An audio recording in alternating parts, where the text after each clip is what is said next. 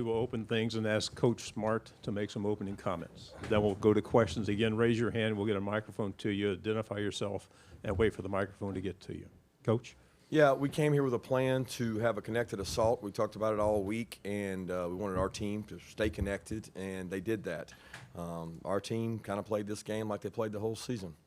Unbelievably well in spurts, unbelievably poor in spurts, and answered the bell when they had to. And I'm proud of them. They've handled that all year. I want to give a lot of credit to Brian Kelly and the LSU team that never went away, never quit fighting, had an injured quarterback, and they did a really good job of fighting and pushing through. But this has been a different group, you know, and you guys have tried to label them and tried to figure them out and tried to analyze them. They're not comprehensible. They do what they have to do, and they do it well, and they care about each other, and they really do it for each other. And no greater example of that than these two men sitting next to me who've been part of our program for a long time. Okay, questions, please raise your hand if you have one. Okay, we're going to go in the second row here on the right. Please state your name and the question. Jordan Hill with the Dogs 247. Question for Chris and also for Kirby. Walk me through the blocked field goal. It kind of looked like Smile was sort of waving you off. What was sort of the thought through that? And then Kirby, was it one of those no, and then, you know, all right, go ahead and go with it? I'll let Chris answer it, but Chris knows we watch those in the team meeting about once every 3 weeks, and I'll let him talk about it. Yeah, like Coach said, that's a scenario that we go over a lot. And, you know, we know if the ball passed the line of scrimmage, we had the opportunity to be able to pick it up. And I was just waiting to get the go from the sideline. As soon as the sideline gave me the go, just picked it up and it started hitting it. The rule is you're not allowed to pick it up unless you score with it. Yeah. So. Okay, we're on the back row in the middle, please. Sorry about that. Kirby, I don't know if you saw when Jalen picked up the LSU quarterback and just kind of almost held him there. Stetson's shaking his head. Do you see that sort of stuff from him in practice, that sort of dominant thing? And have you ever seen a player get that happen before? Yeah, I've seen players do that, and they usually didn't end well. You know, they usually don't have the restraint.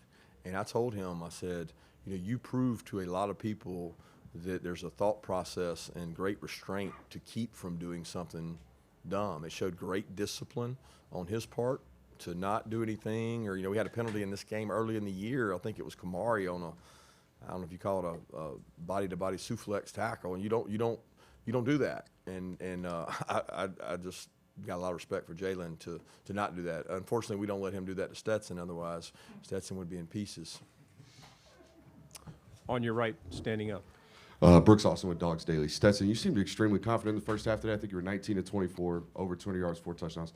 What was it about the game plan that just made you feel so comfortable? Well, I mean, I was familiar with the plays. We repped them a lot during that week and during the season. And, you know, we had executed them during the week. And, you know, when it's the SEC championship, you kind of gotta play confident. And if you don't, then they're going to beat you. Yeah, I don't know, got good players, and I mean, I don't think I got touched tonight. Our O-line was incredible, so. Over here against the wall. For both players, everybody was talking before the season, to your left. Everyone was talking before the season about all the guys you don't have coming back, the draft picks and everything, but what were people missing in their analysis of you guys coming into the season? I think what they were missing was the culture that we were able to create around here, and the next man mentality that we were able to have. You know, starting the season, we had a lot of guys that weren't able to play, but as the season goes on, they were able to gain that experience, and I think that helped us out a lot. We'll go up here on the front row. I'm sorry. I think he was asked the same question. Okay. Yeah. Well, I think, you know, for me and Chris, it took us a while to get here, right? So there's really no option but to play well now, right? I mean, when things start going bad, what are you going to do? Stop? Like, no. Like, we knew how hard it was to play for the University of Georgia, right? And so now we'll do almost anything to win. So I think we have a lot of older guys like that. This is for Chris. Just wondering, what's the takeaway from this? Obviously, you guys got more work. You got great, big, huge games in front of you. 506 yards passing allowed in this game today. So I know What's your takeaway on that? Do you just flush that, or are there some lessons learned tonight? Like you said, we got a lot of work to do. Definitely don't flush it, but we able to come out on top with a great team win. And, we got to get back to the drawing board and continue to work.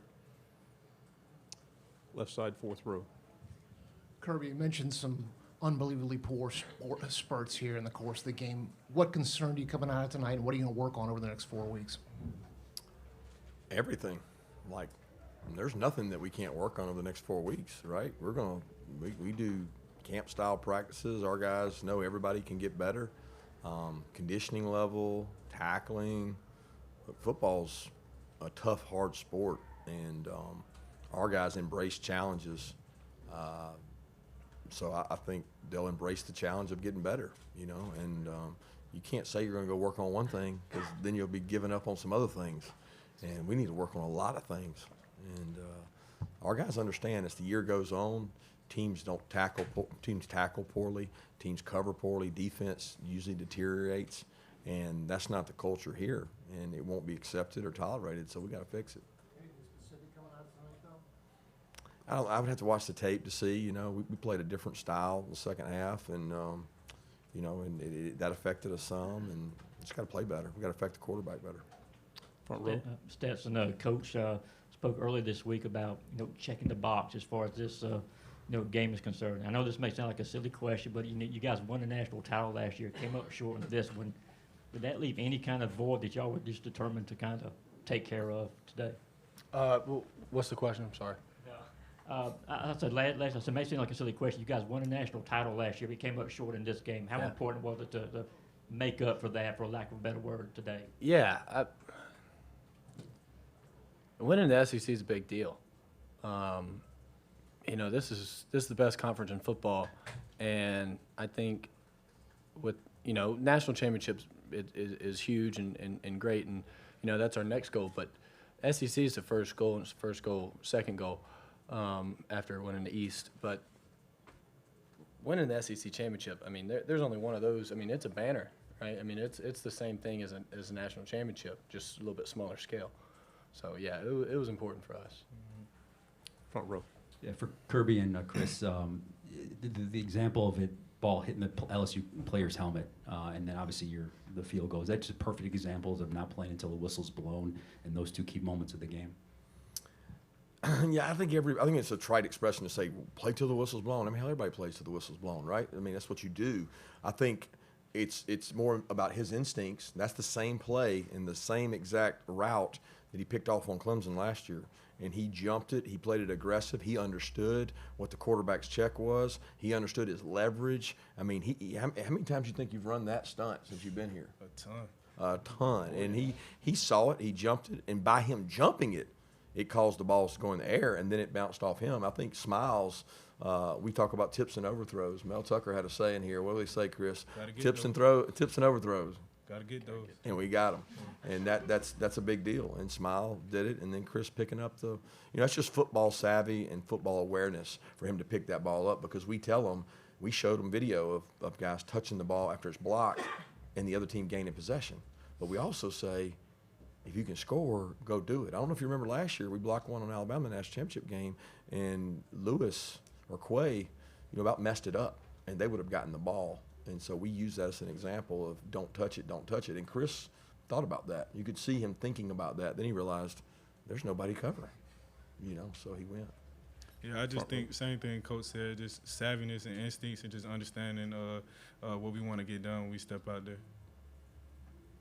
Hey, Kirby, I know it's early, but anything on the McConkey and McClendon front? McClendon is a light MCL.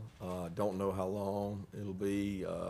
He wasn't able to go back in, obviously, and I don't know what grade it is. We'll get it looked at tomorrow. Lads is continuation of what he's been having. His knees have been bothering him, and he has some tendonitis in there, and it didn't so much hurt him on the play. It just started aggravating him more, and it didn't feel like he could go. Left side. Stetson, you had a moment when, after your touchdown pass to Darnell, you kind of looked over to the sideline and just shook your head. What was going through your mind? It's fun to throw to somebody that big and that fast. Thank you for bringing him here, and thank you for calling that play. No, but I mean, I don't know. I felt like we were in a rhythm. I don't know. Was that that was Lads was the one right after. I guess that was the next driver, or I can't remember. Sorry. But yeah, we're in a zone. It felt like what we were calling, we were executing, and we were having fun playing football there.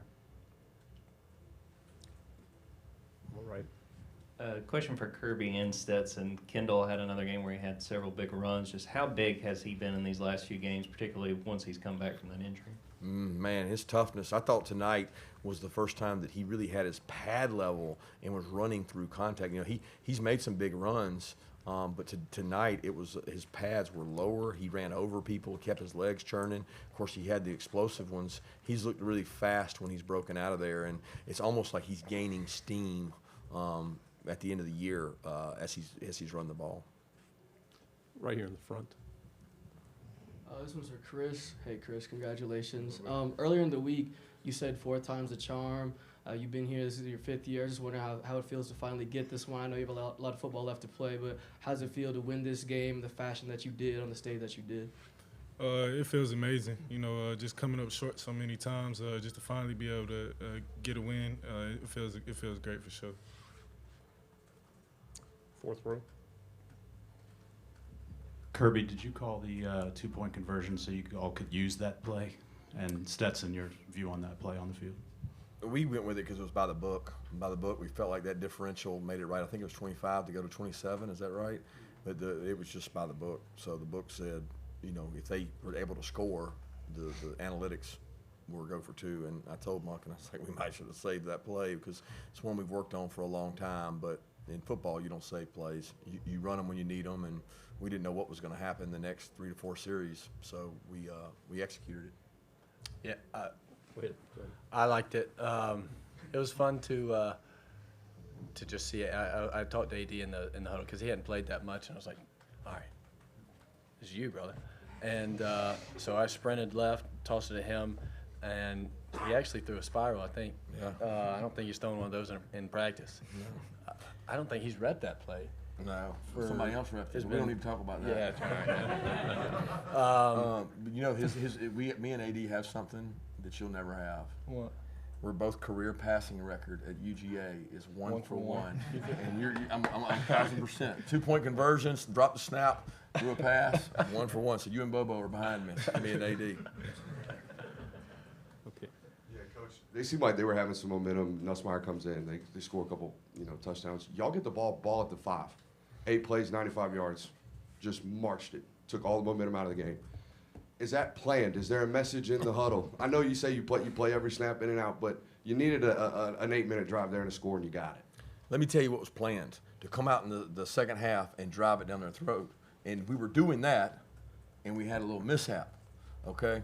And so that was the plan, and the plan was being executed, all right? And we didn't play real good defense tonight, but there were some opportunities that they didn't just make plays. We just didn't make plays. You know, Malachi had a couple tough plays that he makes those plays every day in practice, and I would bet money on Malachi playing a half safety 1,000 times. He misjudged the ball, and the kid is crushed for it. But you know what? He's going to be a better football player for having experienced it. And we gave up some plays that we probably shouldn't have. But you give them credit for that, and we got to continue to grow. But I thought the play of the game was the Marcus Rosemy screen. It's 3rd and 5, backed up, 3rd and 6, backed up, and Stets hits him on a screen, and Marcus sticks it in there. 2 great blocks, and from that drive, that was the drive you're referencing. Without that conversion, we're punting the ball back to him. Great call by Monk, too. Hey, Kirby, I know y'all aren't too big on individual accolades, but say you had an undefeated quarterback who, might be up for an individual award, maybe like the Heisman or something like that. Would you lobby for that for him? Well, absolutely. I mean, I think it's one of those things that this guy's 23 of 29 in a second half that, I mean, he didn't get to do a whole lot in the second half. So I don't know what he was in the first half, but he's played really well. And, I had several people come up to me and say that they thought he played his best game of his career tonight, and he played really good. On the right. Hey, Coach. Don Joseph with Griffin Daily News. You mentioned that 3rd down play and just how physical you guys were and able to get that first down. How proud of you are of your team on how physical they are to make those plays, especially your receivers that are able to make those blocks? Yeah, the physicality at our place comes out every day in practice. And the thing I'll never shy away from or tell people is that physical wins in our league. You see, our league's different. Our league's tough. Our league's hard. Week in and week out, it's extremely physical. There was more depth in our league this year than I ever remember. I mean, top to bottom. You look at what Vanderbilt's able to do, what South Carolina's able to do, what Mississippi State's able to do. Everybody is really physical. So you've got to set yourself apart, and you've got to have a culture, and you've got to build your culture around guys who think toughness matters. Because if toughness doesn't matter, you got no chance in this league. You win on the road with toughness, and I thought we won tonight with some toughness. Two final questions right here in the middle, second row.